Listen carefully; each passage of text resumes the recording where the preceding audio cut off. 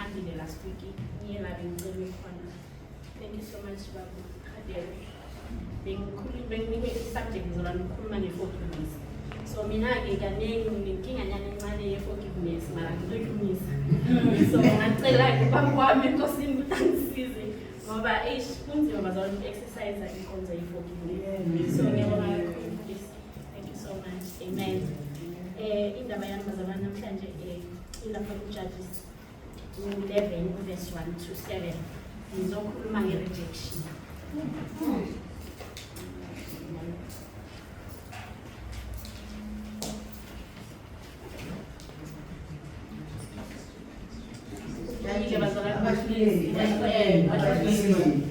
Abahluleli 11 verses 1 to 7. Okay. Please wait a little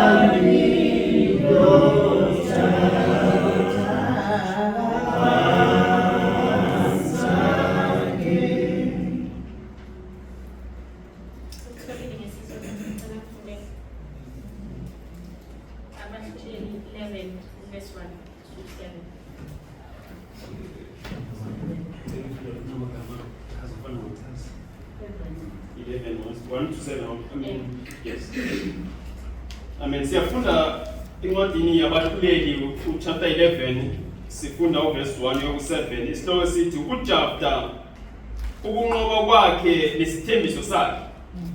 Verse 1 uJafta wakwaGileyadi wayeyiqhawe elinamandla, wayeyindoda yesifebe. uGileyadi wamzala uJafta. UmkaGileyadi wamzalela amadodana. Esekhulile amadodana omkakhe amxosha uJafta, athi kuye, awuyi kulidla ifa endlini kababa, ngokuba uyindodana yomunye owesifazane. uJafta wabalekela abafowabo, wahlala ezweni laseThobi.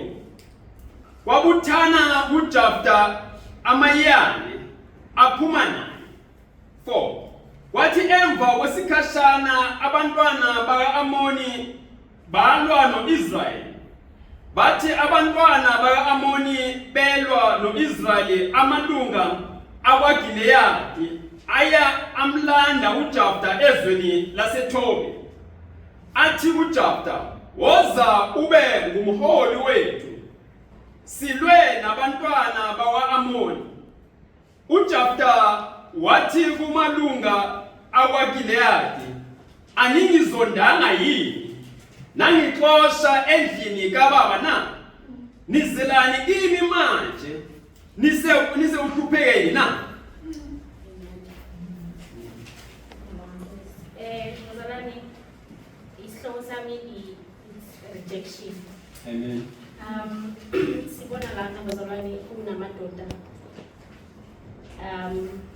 This man uJafta uyahlulelwa because yena akazalwa ilo mama perfect.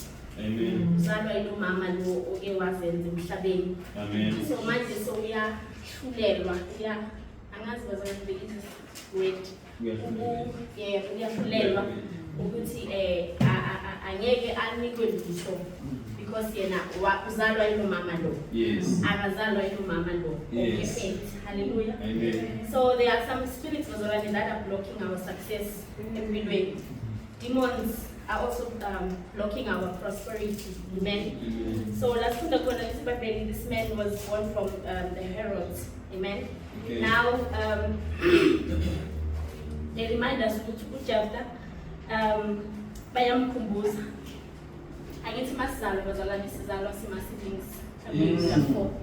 So mase kumele kuphuma amafa nanani sesiphosele mkhunjuzwe kuphela wena ungakhohlwa ukuthi awusiyena kahle shewa la ekhaya because wena uvela ngale kulo mama loya. So lithi iBhayibheli wahamba uNjafta ileft wahamba wehlala kwelinye ilizwe. So manje bazalwane into yami la ekutheni bangakurejecta bakubize ngawo wonke amagama. Uthi la ungena khona abantu basuke kuwe.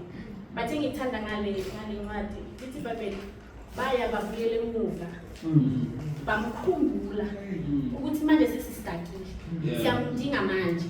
And the only person ongakhona ukusidlulisa la is that guy obesesimlahlelele ngaphandle. Lithi iBhayibheli baphuma bayomlanda bathi nabafika lapho basemhlala kuye bamncenga ukuthi makabuye mhlambe bayasho ukuthi kwenzeke iphutha. Uyasho bazalwane kuverse 7 ngicela ukufunda futhi kuverse 7. Kuverse 7 uthi uJafta wathi kumalunga akwaGiliyadi angizondanga yini nangizonda nangibiza ngawo wonke lamagama. Manje ngibuyile nizongigcwalela la ngizongicela ngizongifuna yana bazalwane rejection ifunga kanjani. So ngizosho njalo namhlanje ukuthi lapha emsebenzini kule company osebenza kiyo of lapha emndenini because sizalwa emindenini ehlukile. Kunabantu bazalwane abanye abasifuni kahle. Ufika ubone ngathi uyafitha kanti cha ukuthi benzele ukuthi akuhlulele isimo esibhekane naso. Then after lokho sibuyela back to last sibelonga khona. Hallelujah. So lithi iBhayibheli kwafika manje isikhathi ukuthi bamfune ngoba siyafika bazalwane lesi sikhathi sinjalo. Mabafika kuye bathi now you shall be our leader. Uyaphendula uJafta uthi no, you embarrassed me. Nangiphoxa nangibiza ngawo wonke lamagama. Manje sengifuna ukuthi ngibuye manje ngiyo leader. Kanjani wenza njani lo? So today ngizothi bazalwane konke labantu rejected khona bazobuya. They will come back bazalwane in different directions looking for you. Bazobuya bazalwane kule company la bese bakukhiphe khona but this is right now. They will come back bazalwane in call and say cabanga siyashota ngawe kule company. Kulo yamngeni they will come back bazalwane. Basho ukuthi cha asiphelelanga ngomyeko. So ngizo encourage lokho nje ukuthi no Judas betrayed Jesus. Not every hug and kisses bazalwane amina uthando. uKhayini noAbela they were brothers, same mother same father. Phathi kwathi nakufika umhla kaNzondo, umhla kaJealous. Akuzange bazalwane babamnandi. So ngisho njalo namhlanje ukuthi every rejection must die in the name of Jesus. Let the favor of God be upon us. Hallelujah. Lithi iBhayibheli ophansi akawe. Let us continue to humble bazalwane, sihambule phambi kaNkulunkulu. Bathi bakusha bakushoyo kodwa thina sihlale ezinyaweni zakhe. Hallelujah. Esimeni sakho don't be changed.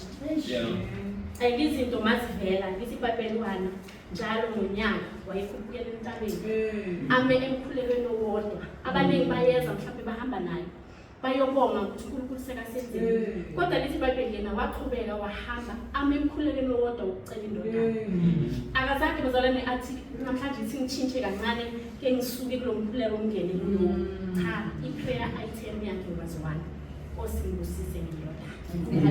So ngisho njalo namhlanje ukuthi asihambeni ngokukholwa bazalwane bathi basirejecta kodwa iBhayibheli liyasiqinisa ukuthi ophansi akawe. Amen.